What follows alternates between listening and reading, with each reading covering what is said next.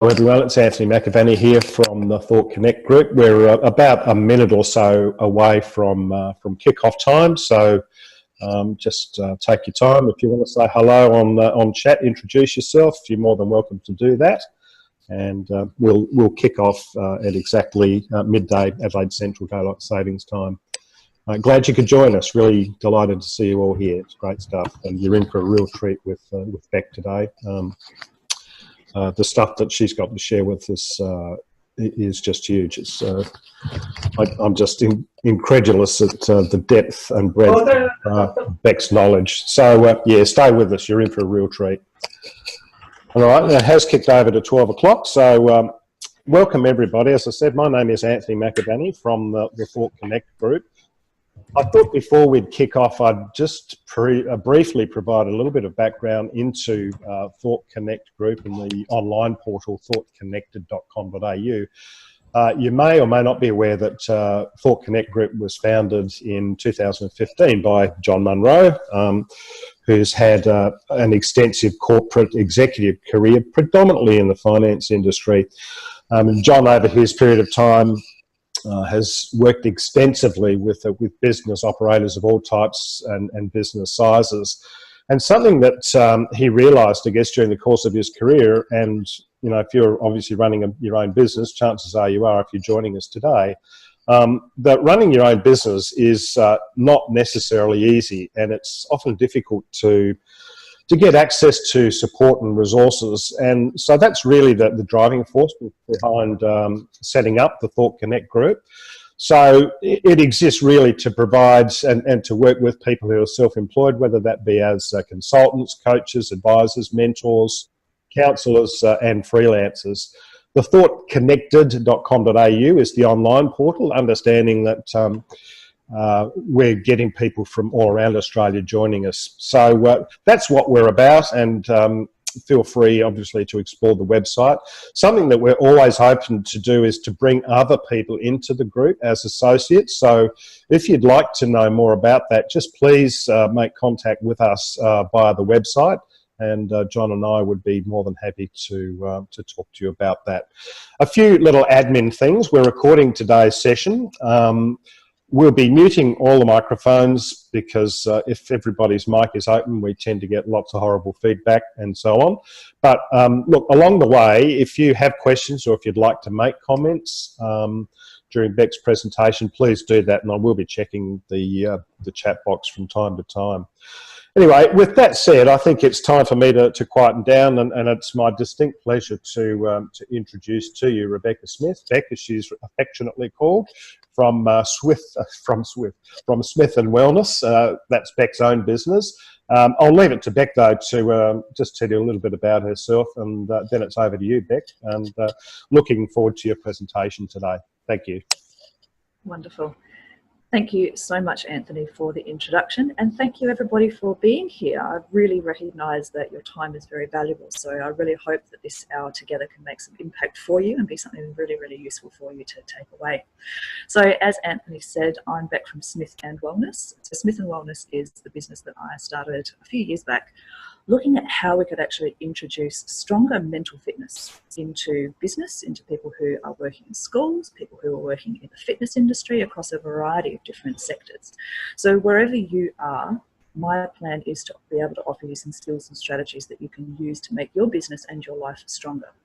The great thing about the work that I teach people is that the feedback often is, this is not just useful for me professionally, this is useful for me personally as well. It's really helped me at home with my family, etc. So I hope that you guys get something out of today. And please feel free to throw some questions through the chat line as we're going along.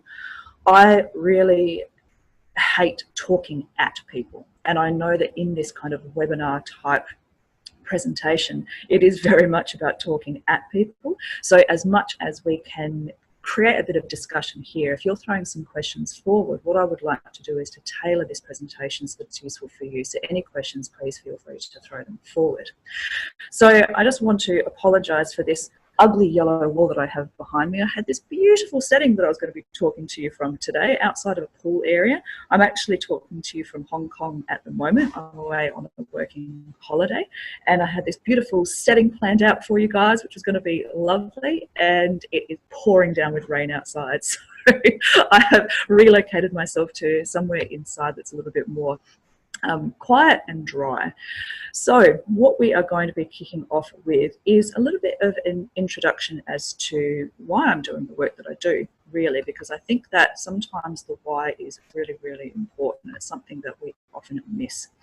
So just bringing up a presentation that you guys will be able to see from where you are. Please feel free to send something through on chat line if you can't see that for any reason. This is all about winning business for you.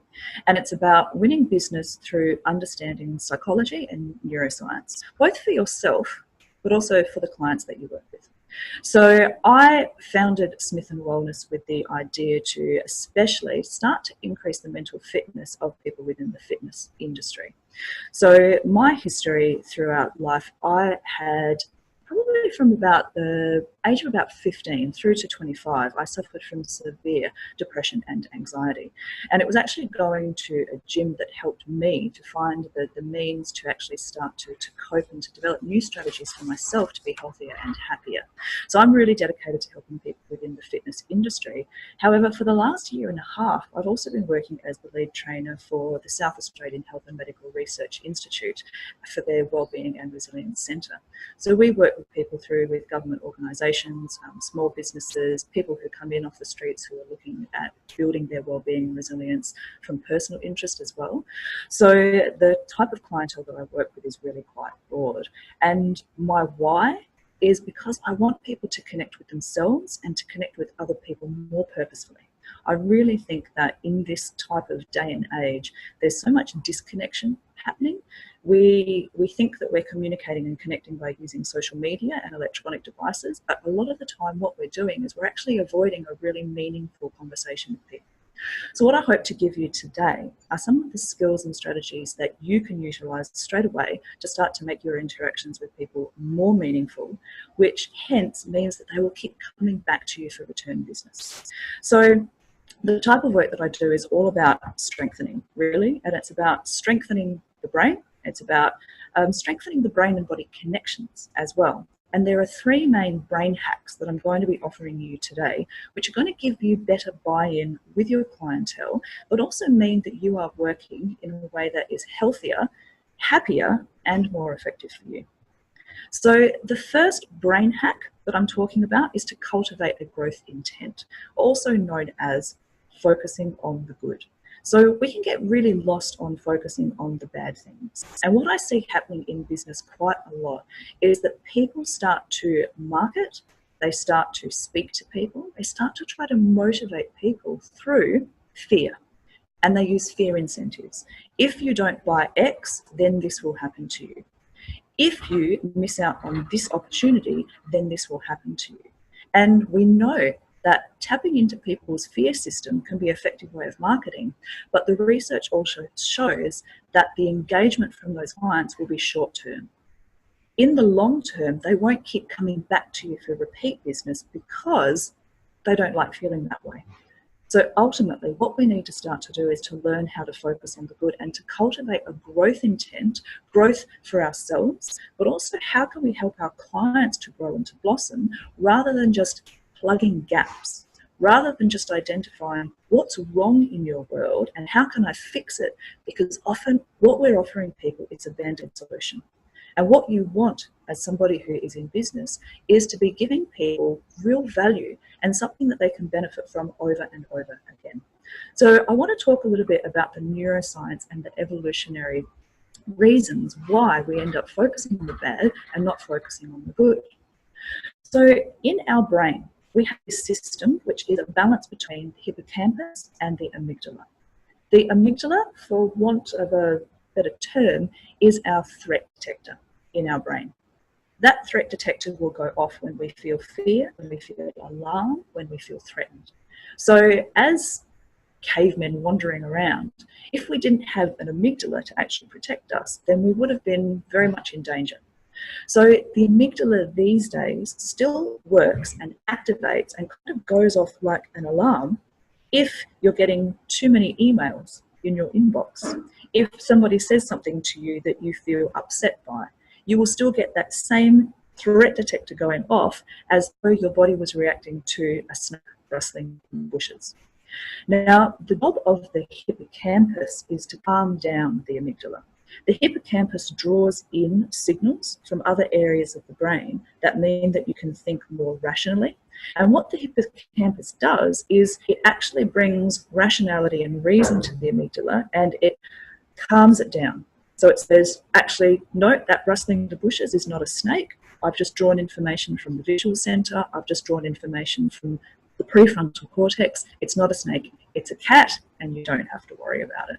And so there's this fine balancing act between the amygdala trying to warn you about things and then the hippocampus trying to say, no, no, no, don't worry about it, it's okay.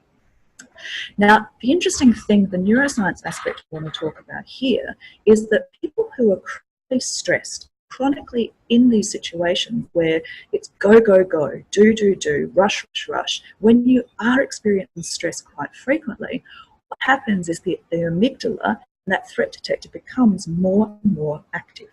It becomes hyperactive. And in those chronic stress states, particularly for people with anxiety and with depression, the hippocampus shrinks. And it actually starts to be able to become less and less able to do its job of calming down the amygdala. So you can see that now the balance between these two systems starts to get out of whack. And it means that people who are then experiencing chronic stress to the point where it becomes anxiety, they lose their physiological ability to calm themselves down.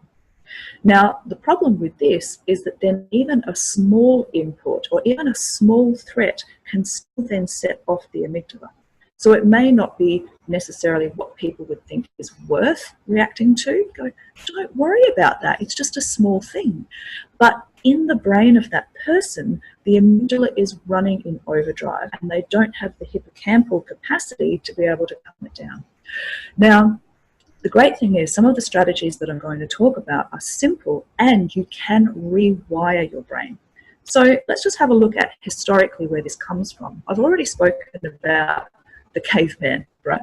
So if you think in caveman terms, if during our evolutionary period, we were only getting around looking at the sunshine, taking in the flowers, thinking, oh, what a beautiful day this is, and we were just happily dancing around without paying attention to the rustle in the grass, we never would have actually survived and evolved to this point. So had we gone along an evolutionary path of focusing on the good, it wouldn't have actually been great for our survival. However, these days, the modern world is quite different. So unfortunately, now we're still responding to threats as though saber-toothed tigers are coming at us. So you can see that the amygdala, that threat detector system, has evolved for a really good reason. It is there to keep us safe. And it's there to keep us safe even in the modern world by saying, hey, there's something you need to listen to here. Hey, I'm stressed about all those emails in my inbox. What can I do about them? So it's all about going, how do I actually now build my capacity to respond to the threats, whether the threats are real or imagined, because we know that the brain responds in the same way. So I want to introduce you to some scientific theory based on the work of Barbara Fredrickson. Now, this is starting to give you a little bit of the research behind why focusing on the good is really important. We know focusing on the bad keeps us safe. However, focusing on the good is what we need in the long term. And this relates back to your business activity as well. Now, I know this to be true because when I was working in business in such a way that I was using fear tactics and I was saying, you really need this, and if you don't, then this will happen, it was only giving me short-term return. However, when I started to look at how can I focus on the good for myself and for my clients, it has started to lead to these much longer term returns. Like I said, this kind of return business. So the way that we do it and the way that we start to focus on the good is that we can deliberately cultivate positive emotion. Deliberately cultivating positive emotion in our interactions with others, but also just in ourselves, in our day-to-day functioning as well. Now, Barbara Fredrickson, as a researcher, started to look at why do we even experience positive emotions? We understand why negative emotions have come to us from an evolutionary perspective. We understand that fear keeps us safe. We understand that anger has a purpose. If we're angry, it motivates us, and it charges us with the energy that we need to change something. If we feel a sense of disgust, either if we've put something in our mouths that is disgusting, we spit it out to keep ourselves safe. Or if the behaviour that we're seeing is disgusting, we remove ourselves from a behaviour that we're witnessing. So she went, we've got this utility and we understand why negative emotions are so purposeful, but what about positive emotions? So over the last 3 decades, she's dedicated herself to studying the role of positive emotion from an evolutionary perspective. And what you're seeing on the screen now is a summary of her work. So what she found is that when we experience a positive emotion, from a very basic human level in terms of our evolutionary perspective, when we're experiencing positive emotion, it starts to make us think in more novel ways. It starts to help us produce new thoughts. It helps us to be creative. It helps us to engage in activities that we normally wouldn't. And if I think back to myself in my teens and in my early 20s when I was depressed, I certainly didn't have any motivation to be engaging in novel activities and to be going out there and trying new things. I just wanted to shut down and close in, and I didn't want to put myself out there. So I really understand where Barbara Fredrickson is coming from here. So if you're experiencing positive emotion and you're going out there and you're trying new things, doing new things, meeting new people, this is where she starts to talk about the broadening aspect of positive emotion. If you're feeling gratitude, if you're feeling joy, if you're feeling contentment, if you're feeling connection and love, these are the things you're going to be more likely to do, trying new things and connecting with new people. So I hope that you can see that in your work that has got some correlation there to how you might then translate it into success. But the broaden and build theory doesn't just stop there.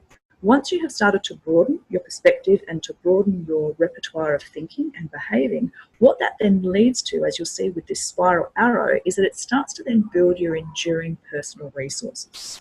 So by broadening and opening up your experiences, you're then going to be starting to develop a greater social network, what Barbara Fredrickson refers to as increasing and enhancing your social resources.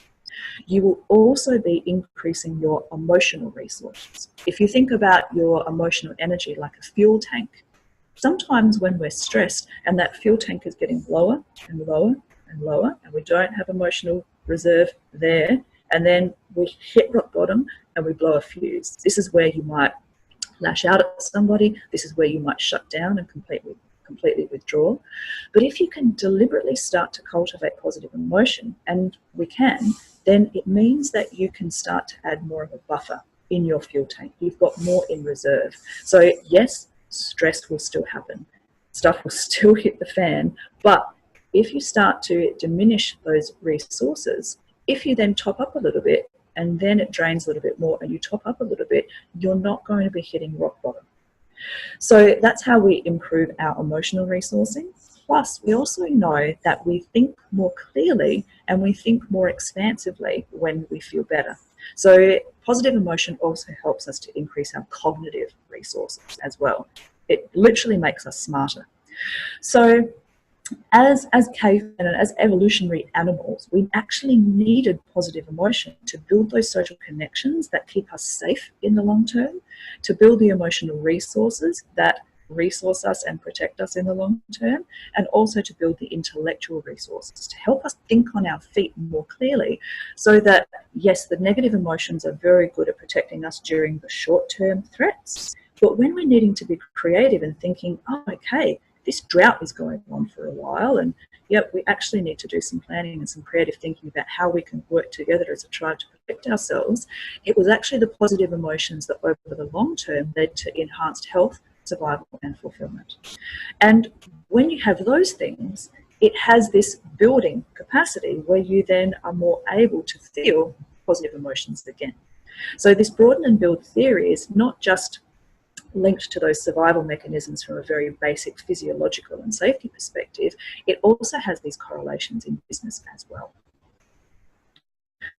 So I'd like to offer you 2 strategies that you can use for yourself and with your clients in order to build your positive emotions. Now, the first is focusing on strength and starting to focus on what's good about you, but it's also what is good about people that you meet as well. So here I've given you a diagram based on the Values in Action Institute. So the Values in Action, or VIA Institute in the US, has been studying character strengths for almost 20 years.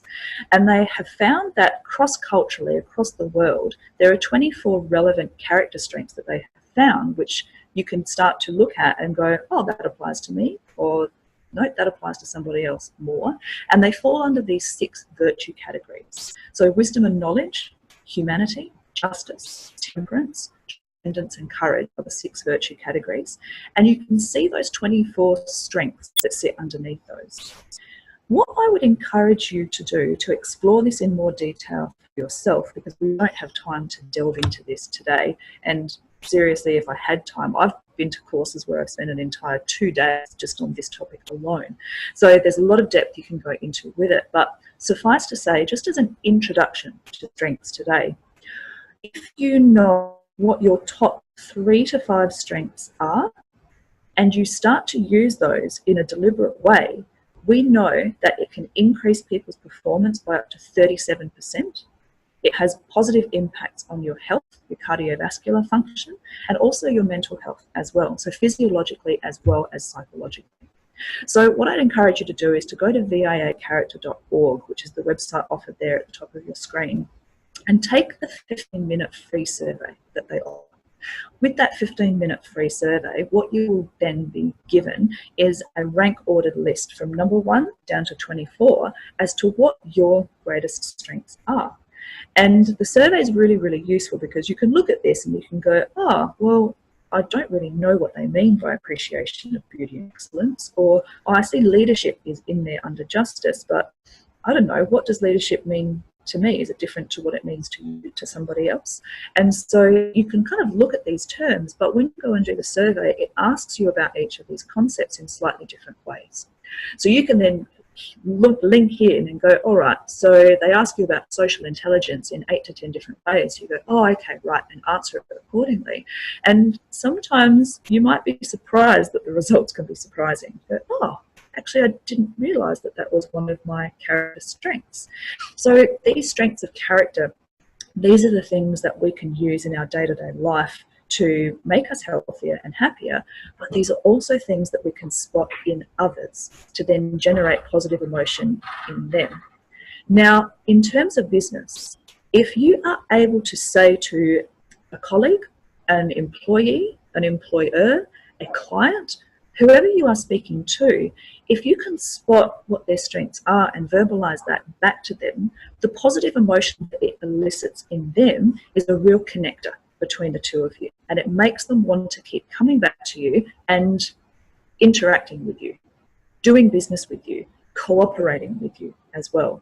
So this is a fantastic way to make relationships smoother and stronger as well.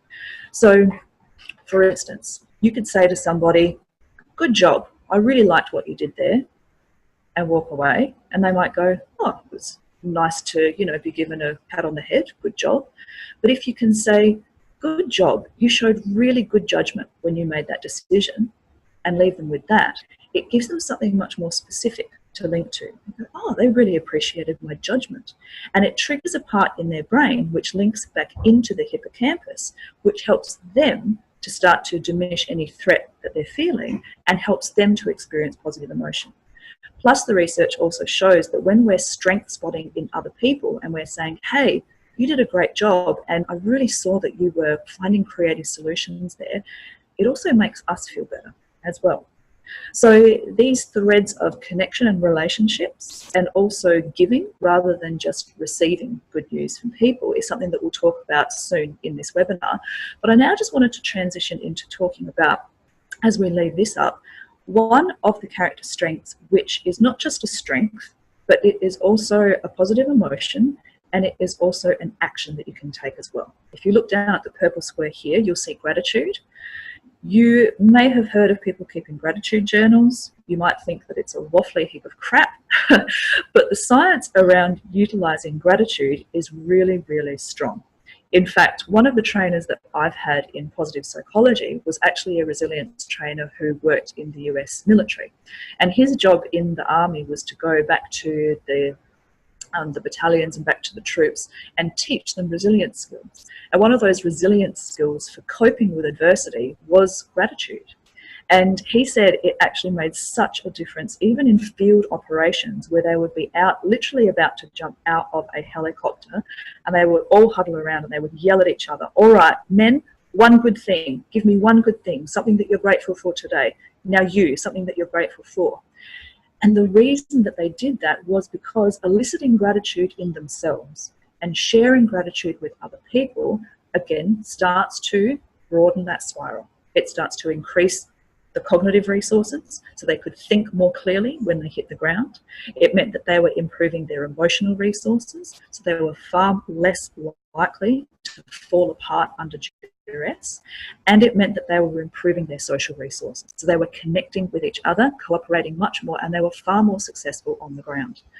So for those people who kind of think that, you know, gratitude sharing is a little bit of a soft, fluffy, or, you know, kind of girly concept, then hopefully that's a story that helps you to think otherwise. Some of the research around gratitude as well is that when we're experiencing gratitude particularly, it accesses some of the physiological pathways through our cardiovascular system and into our brain, which helps to calm that threat detector down, makes the amygdala actually stop being so hyperactive, and it helps the hippocampus to then strengthen again. The really exciting part about neurophysiology is that over the last 15 years, our technology has improved so much. So we can actually now, with functional magnetic resonance imaging, we can watch the brains of people as they're in the machines, thinking about things, practicing different behaviors in their head. And we can actually see what's happening when they are going through these mental processes. And the exciting thing about gratitude and with positive emotion is that we now know, we can actually see different areas light up that help to spark people's creativity and connection with others. And we also know, scientists thought that after a certain age, the brain just didn't grow anymore, and that our brain couldn't generate new cells. And we now know that the hippocampus is an area in the brain that can actually regenerate new neurons. So positive emotion can help you to increase the capacity of the hippocampus to not only quell anxiety and stress, but also to help you with these other factors that will help you to build your business as well.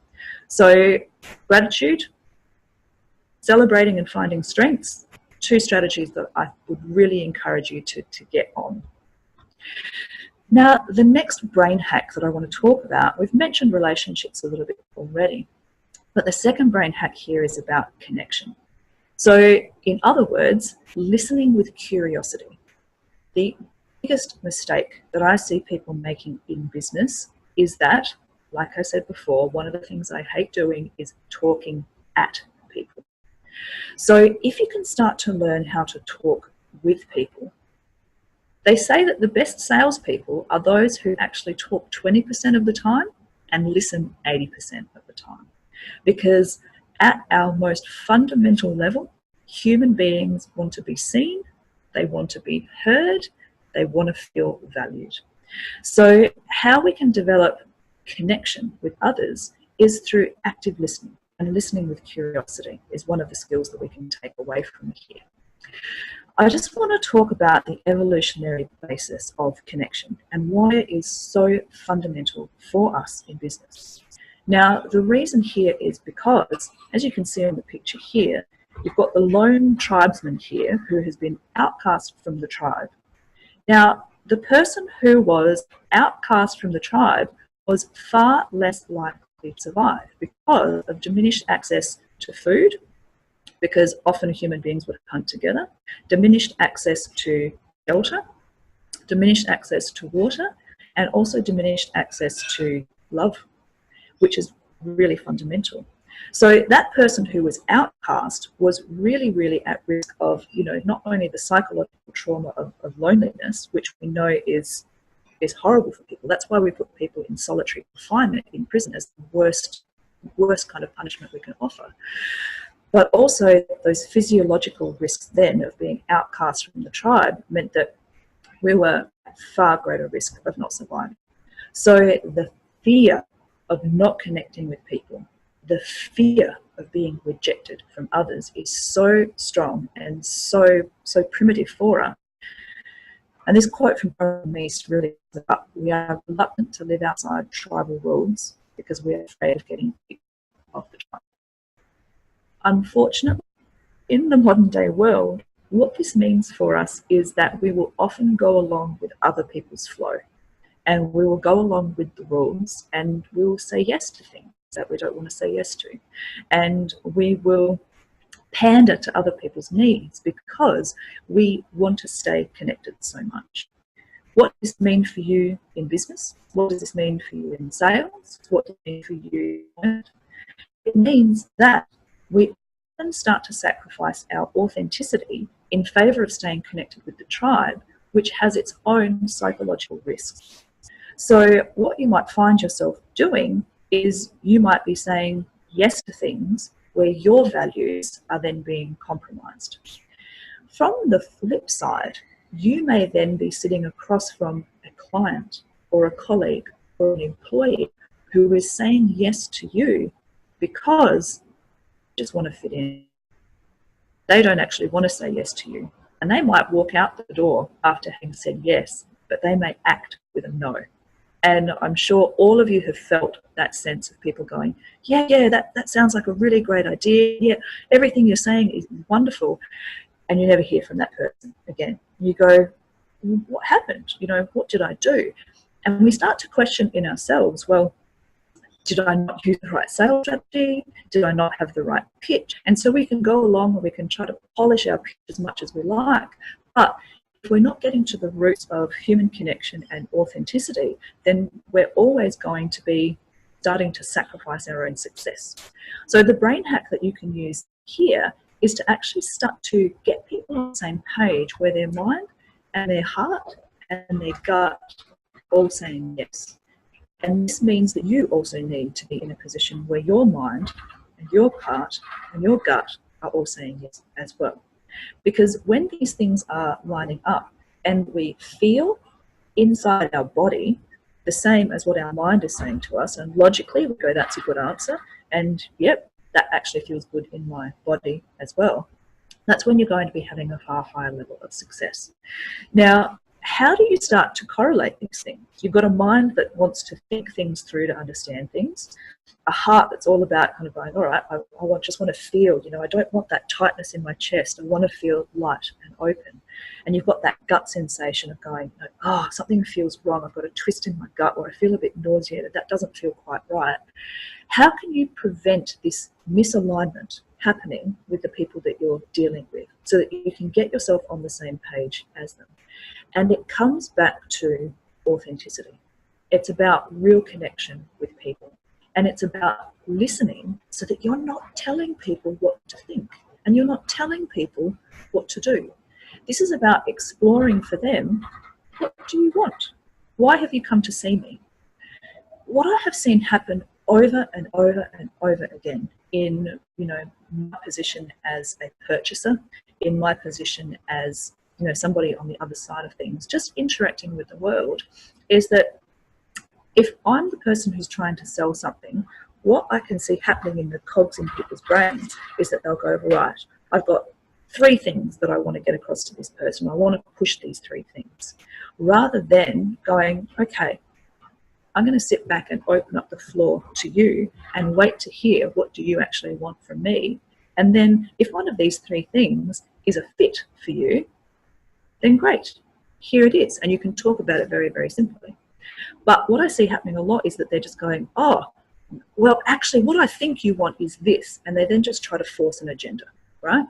So the difference between fitting in and belonging can start to help you understand how to hook clients in a more effective way.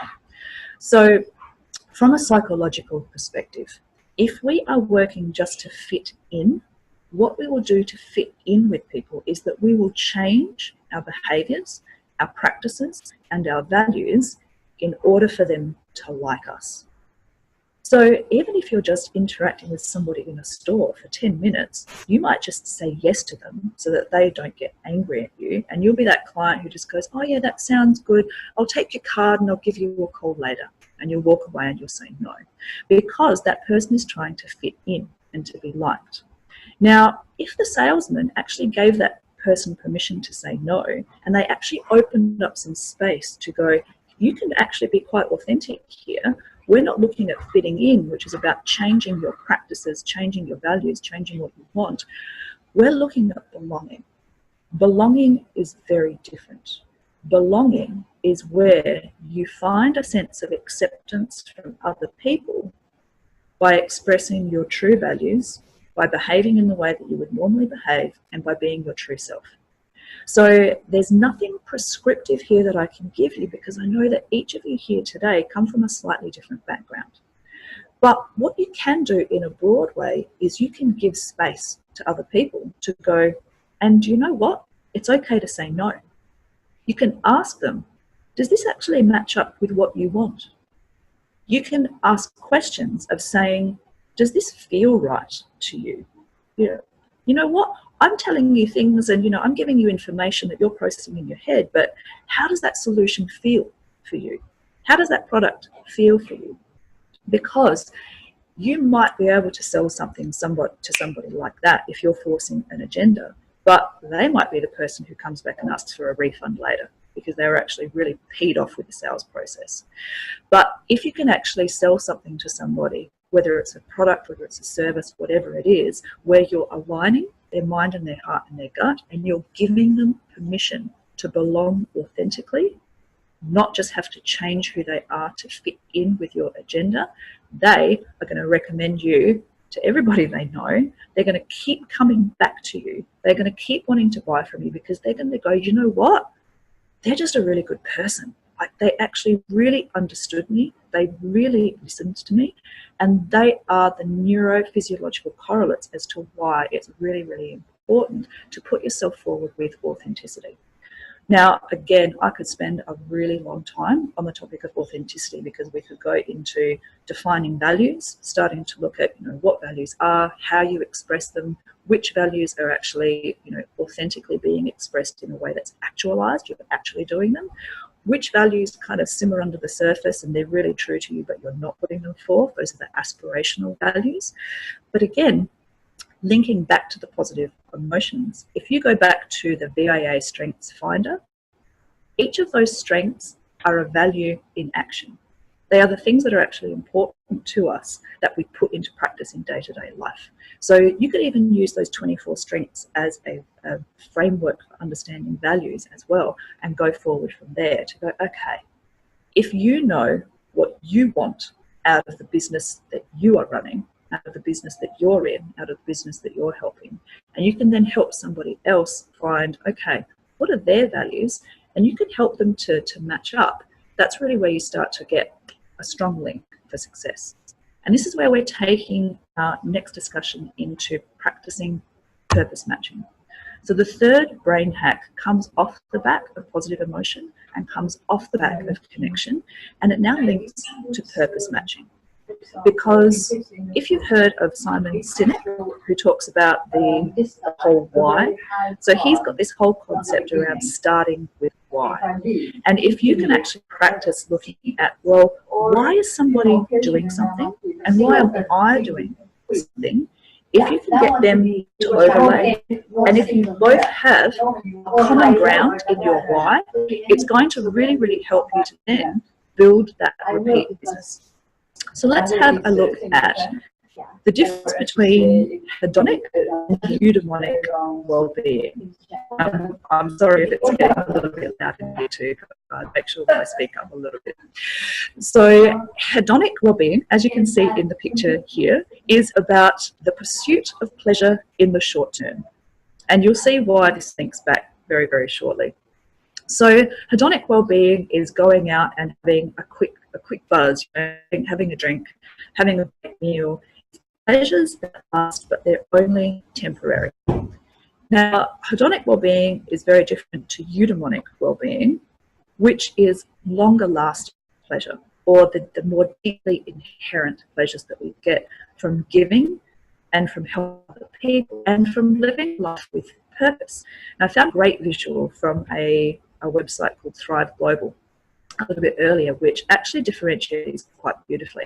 So if you have a look at the right side of this diagram, you've got happy moments, hedonic pleasures, which I don't want to take away from at all, by the way, because it's actually really important to have these short pleasures in life as well. But they're experiences that are satisfying, but they're often those short-lasting, fragmented elements. And it means that it's all these in-the-moment kind of, enjoyments, reaching a goal and feeling temporarily satisfying. So even goal setting in itself, interestingly enough, falls into that short-term hedonic tendency, because you kind of reach a goal and you go, oh, yay, fantastic. And then, oh, crap, now what? And I have seen this in research that's been done on elite athletes and Olympic athletes even, who they may reach their goal, they might win the gold medal, but actually their predisposition to experiencing depression following that win is quite high, because all of a sudden what they thought was very purposeful, moving toward that goal, well, it's over. So then they're hit with this huge anticlimactic feeling of, now what? And so a lot of people, after winning something, after reaching a huge goal, have a huge crash. Because what they haven't done is actually found a deeper sense of purpose, which you'll see on the left side of the diagram, the eudaimonic or fulfilling life. Life that is deeply satisfying, that is holistic, a sense that your meaning has an ongoing purpose, not just a series of little wins or little pleasures or little goals that you're ticking off along the way, but they're all kind of built on this foundation of meaning and purpose for you. And it's also about growing. And it's also about allowing you to reach your potential as well, which we know that the human brain even has got so much more potential than we ever thought possible before. So it's about keeping on learning and keeping on expanding and keeping on growing. So if we flick over to the diagram here, which is one of the last ones that I'll talk about today, this is where we start to find that common ground between yourself as somebody who's operating in business and somebody else, whether again that's a colleague or an employer or a client. If you can identify what is my purpose, what is my why, which often stem from your values, if you can dig into those. If you know going into an interaction with your client, what is my why, you will often not be disappointed with the outcome, because you will often then inherently and intrinsically work to what is important to you. So for instance, today, I come on this webinar. I know that my purpose and my why is to be able to help people to connect more. My purpose is all around connection. And so I'm able to connect with you guys in this kind of fashion, and to be able to give skills and strategies that have helped me to connect more deeply with myself, and to connect more deeply with other people, and to connect more deeply with the things that I do in my day-to-day life. So whatever the outcome after this, whether I speak to you again ever, whether I don't, I have worked to my why. So I will come away from this having a deep sense of going, right, my purpose has been fulfilled. Now, if during a discussion with somebody else, client or other, you can then start to get an understanding of what is your purpose, what is your why. And this is where you need to listen with curiosity to people, to actually get into that part of their brain that goes, oh, I feel seen, I feel heard, I feel valued. This person actually wants to understand me and what I want. Wow. If you can actually start to get from them, what is their why for coming to see you? Because some people will come in and they'll say, all right, I want to buy a bed from you. Go, oh, great. Well, here are the 10 beds that I've got. Blah, blah, blah, blah, blah, blah. But if you say, well, okay, great. So what are you looking for in a bed, and why are you looking for one? And they say, well, I actually need a new bed because my mother's moving back in with me. She's really, really sick and she's really unwell, and I need a bed to be able to accommodate her in my home. Oh, that gives it a whole new flavour. This gives this interaction a way deeper meaning. right? So if you can just start to ask those questions about, okay, well, why are you here? Okay, and tell me more about that. All right, why does that matter to you? Oh, right. So, okay, and you start to get an understanding of people's values and why they've come to you for something. And then you can actually find the point where these things overlap. Go, okay, my purpose of connection and your purpose of looking after your mother, well, you actually want to stay connected with your mother. Actually, maybe we've got some common ground here where kindness and caring and love is our common ground. If you can put words to that, then you start to tap into this part of the brain, this hindbrain for people, where if you've ever seen the diagram, you've got the lizard brain and the mouse brain and the monkey brain, which are kind of like these higher order evolutionary segments of our brain. It means that you then are satisfying people's neocortex or their prefrontal cortex, the monkey brain. It means that you're satisfying the mammalian brain in the middle, and it means that you're satisfying their hindbrain, their instinctual lizard brain. If they feel like their deep-seated why, their deep-seated values, their deep-seated needs are being seen, heard, and valued, then you are going to get way more value out of your interaction on a personal satisfaction level, but also from a business success level as well. So again, I could go on about these things, but I won't today. So I just wanted to offer you a couple of next steps as an opportunity for you to be able to either bed down what I've talked to you about today or learn a little bit more about the things that I do and the things that I can offer. So in an email that Anthony is going to facilitate for you after this webinar, what he's going to be doing is sending you out a booklet called Brain Hacks for Consultants, where I outline and summarize each of these things that I've talked about today. There's a couple of diagrams in there for you to use as well. And it also links back to a story that I experienced with an ex-business coach that I tried to work with, who broke all of these rules that I've talked to you about today. He was focusing on the fear. He was not really connecting. He was not listening with curiosity, and he was not looking at my why. He was not interested in my values or actually what I wanted, and kept pushing his agenda. So you'll be receiving that booklet as a nice link back to and a reminder of what I've talked about today, because I know that some people are great at the listening, and some people really like having things in text. Some people learn better visually. So you'll be receiving that in an email, which is your first next step. The second thing you'll be receiving is a link to an Eventbrite invitation, which will be for Monday, November the 5th from 5:30 to 6:30. I'm really, really glad that the Thought Connect group is hosting me to relaunch my brand, Smith & Wellness. So for the last 18 months, I've really focused on my kind of day work, doing the work for the Wellbeing and Resilience Centre that I've been doing. But I've been really, really called to extend outside of the realm of the work that I teach there and start to push more back into not only the fitness industry space, but also working with small business owners. People who are consultants who are kind of out there doing it on their own, which when I've done my work in my day job, it's been very, very much focused on large organisations. So what I'm really wanting to do is to start to kind of come back to working with people such as yourselves who are kind of going, all right, well, what's in this for me?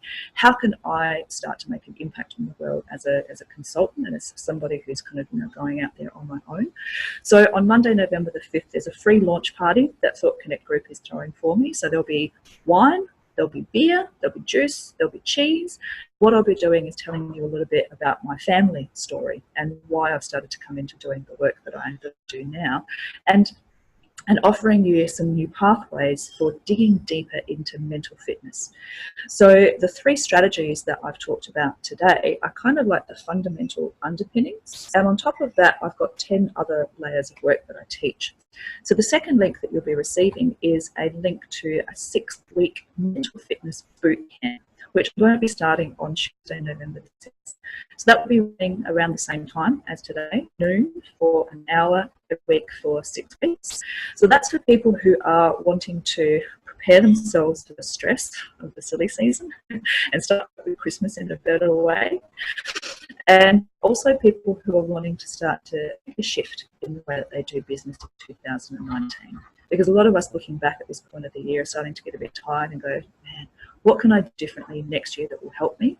So I'm going to be focusing on this 6-week mental boot camp, on the first week being an introduction to some of the brain science that I've taught today, but also some of the more advanced neuroscience concepts that will help us to understand the work that follows on. In the second week, we're going to be looking at positive emotions and digging deeper into some of those strategies around strength finding, gratitude, but also some other different strategies that we can use, such as cultivating calm and stillness, and also cultivating joy as well. There's an ancient Buddhist technique that I teach called sympathetic joy, which has got a lot of research underpinning it now, which starts to really, really help tap into those neurosynaptic connections in our brain to help you gain better success in your life. The third week will be around engagement, and how do you actually engage with people in a more meaningful way, but also engage in tasks and in activities that you're interested in as well, and starting to look at some of those things around how do we link creativity and resilience together. Creativity and resilience aren't really concepts that a lot of people intuitively put together, but we talk about the link between those and how you can use those for greater success. The next week after that, we'll be looking specifically at relationships, coming back to this connection, listening with curiosity, but also looking more deeply at the differences between fitting in and belonging, and then looking at how you can actually use things like laughter and fun to connect you with people in business so that you have a better time, you've got more positive emotion, but you also are giving that to other people as well, so that by giving, you're also then receiving. The next week, we'll be looking at meaning. How do you actually craft work that is meaningful for you? Not just designed to make you $1, but designed to actually give you that sense of eudaimonic well-being, where you're going, my life has purpose to it. And I'm also helping other people to achieve a sense of purpose in what they're doing as well. And then the 6th week, we'll be focusing on accomplishment and some of the counterintuitive strategies that we can use to actually achieve more, which includes things like resting, playing, and having fun. And I'll talk about the work of Stuart Brown, who's a researcher who found that people who don't have play and fun in their life are not only less successful, but far more likely to have tendencies toward violence and aggression in their lives as well. So that's the outline of the 6-week mental fitness bootcamp that I'll be taking people through starting on Tuesday, November the 6th. So Anthony will also be sending you a link to that if you are keen on registering for that as well. So I would just like to say a really, really warm thank you for everybody who has spent time here today. I'm going to exit out of my PowerPoint now and go back into my full screen so I can have a look and see if there have been any questions from our chat here. And if there are, we've got a few minutes. If anybody wanted to throw me a line, a question at all about anything that I've covered or about some of the other work that I do, then feel free. Otherwise, I'll throw over to Anthony for a little bit of some closing remarks.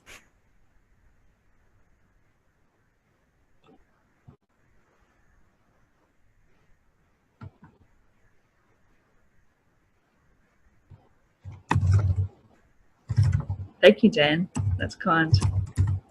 Hopefully I can see some of you guys on November the 5th. It's a completely free event if you are in Adelaide and you're wanting to drop by. Thank you, Kim. That's really kind as well. I appreciate it. It makes me feel really great when the strategies that I've learnt and used day to day in my life can be helpful to other people. So thank you. You're giving me a greater sense of meaning.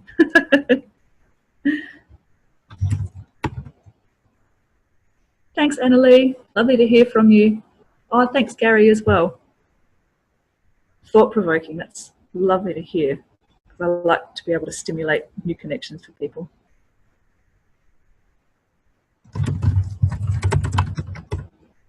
Amazing. Thank you. Well, you can always contact me at Smith & Wellness as well if you have any questions that come up following from this. I'll just type that into the chat for everybody to see so you can access it now as well. That will also come to you in the email that Anthony sends out. Yep. Thanks, Anthony. No worries, Beck. Looks as though there are no questions, but look, I'm sure on behalf of everybody who's joined in today, it's been an outstanding session. Plenty to think about, lots of practical, useful tips for all of us where, you know, relationships really are critical to the success of what we do. So we really appreciate you sharing the time.